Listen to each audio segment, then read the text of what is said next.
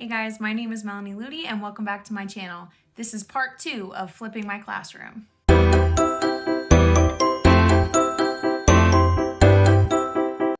Okay, so this is not my normal filming kind of setup, but you need to see what's going on here. This is my current setup. There's stuff, cat, everywhere. There's bins, boxes, all sorts of life happening right here because I am moving in 2 days from this filming. So by the time this video goes live, I will be moved. Whew, I'm not ready. Anyway, this video is part 2. So we're gonna cover making of the video. We cover making that comprehension quiz that goes with it, and then the other activities that happen throughout the week. I'm gonna insert some footage of me talking about what we're gonna cover in this week's video, and you'll get the rest.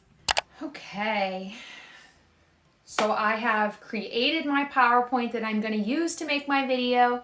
So I'm gonna pause this video and I'm gonna make it using Zoom.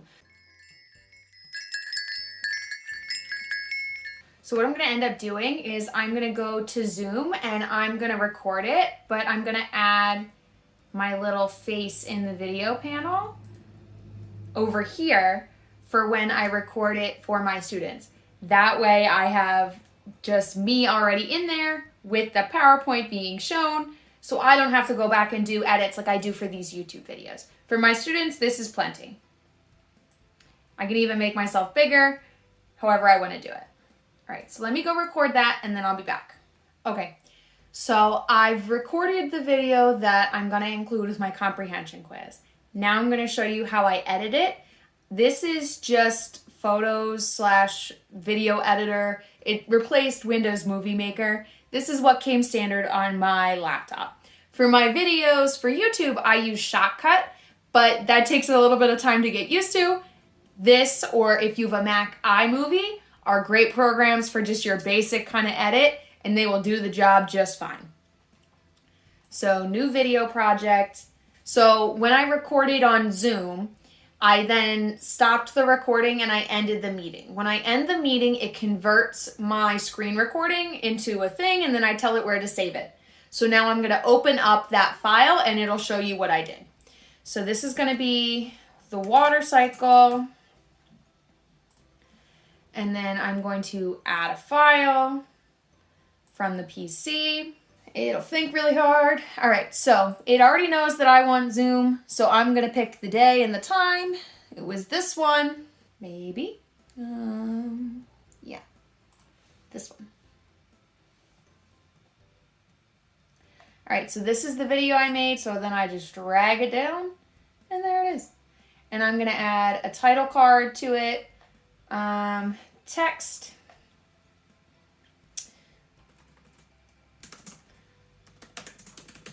So my program just has simple title cards and then I can pick a fun kind of thing. And this will be animated. I didn't do any of that. This is all standard on the program here. I hit done. So if you want to see, it shows me what it looks like up here in this top right. Okay guys, so we're starting our new book.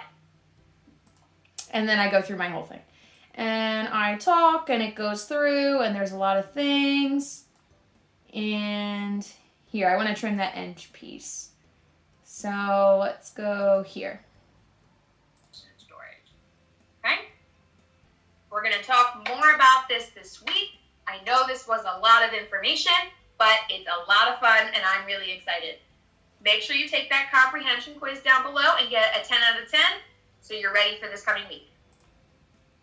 All right, so then I'm just gonna hit split. It'll ask me if I want to split it there. I do. And then I'm gonna select this and I'm gonna delete that version of the clip. And then I'm done with that and I'm gonna hit finish video and export. This export process will take anywhere from 5 to 10 minutes. So give it time. You'll be able to save it and hit export.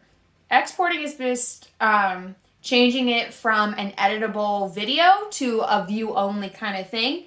And this is kind of just changing its formatting a little bit so it can't be fiddled with.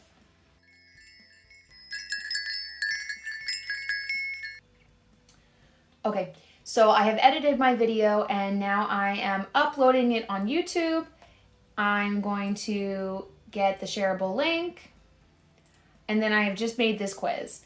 I went to settings, turned on collect emails, I selected make it a quiz, so my answer key comes on, and then I just did match the term and the descriptor, and I wrote down all of my terms that I'm using for this quiz. I make them take this until they get a 10 out of 10, so I make the questions all auto-graded. So no short answer, no paragraphs, no sentences. Literally, they just have to select the options, because then it can grade it in real time for them so they can keep going until they get that 10 out of 10. So I'm going to click here, and then I'm going to hit the add video by URL and paste. Water cycle video.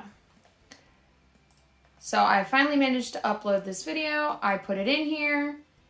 I forgot to talk about this slide, so I posted that and my matching, and this quiz is done.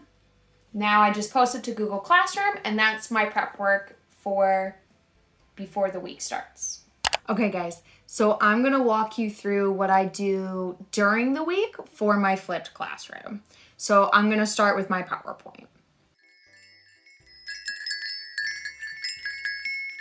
So with my PowerPoint, I always have an early arrivers kind of slide.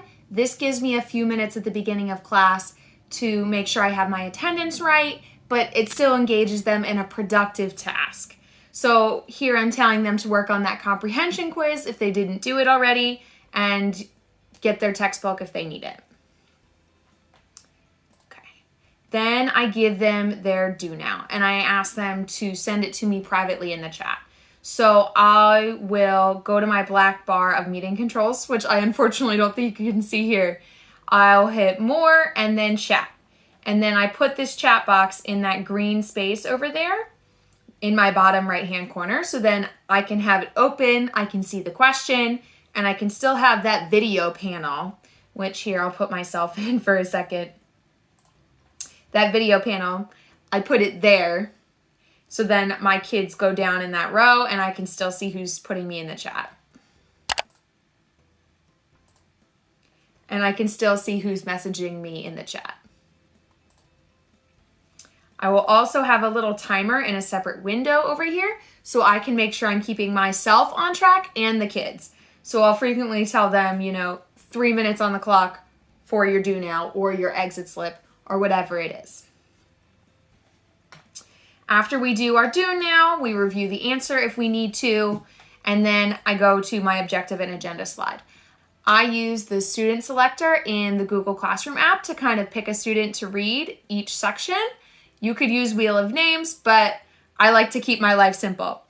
So I have a student read the objective and the agenda. Then we go into some housekeeping things. This is where I do a really quick reteach. Literally one slide only of the most important thing I need my students to remember in order to be successful for that day's activity.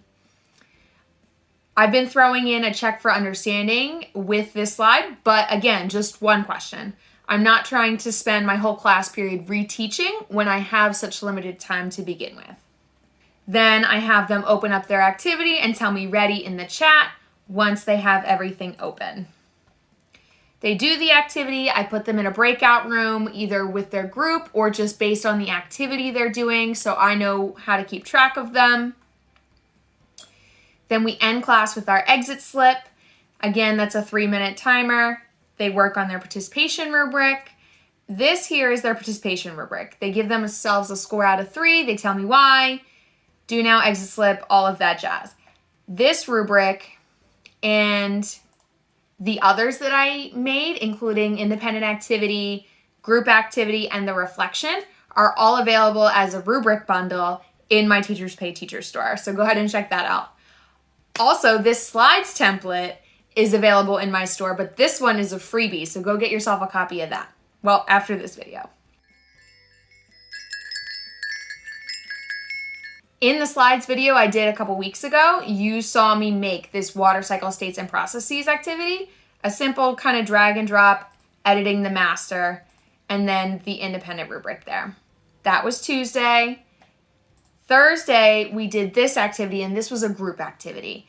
So I gave directions to the group because I've assigned roles and regular jobs to my groups. So everyone has the same job as they did last week with the same group. The roles never really changed what they're doing, so everybody should know what they're doing at any point when we go to groups. Similar drag and drop kind of thing. This is the group rubric though.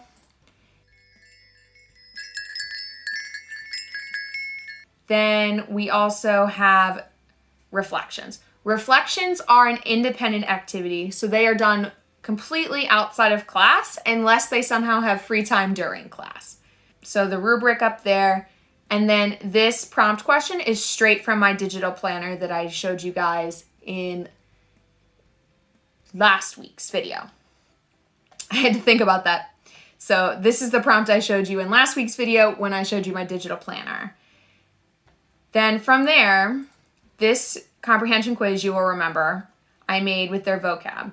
I used this to make my end of lesson quiz. Literally, the first 10 questions are all the same. I just take the video out.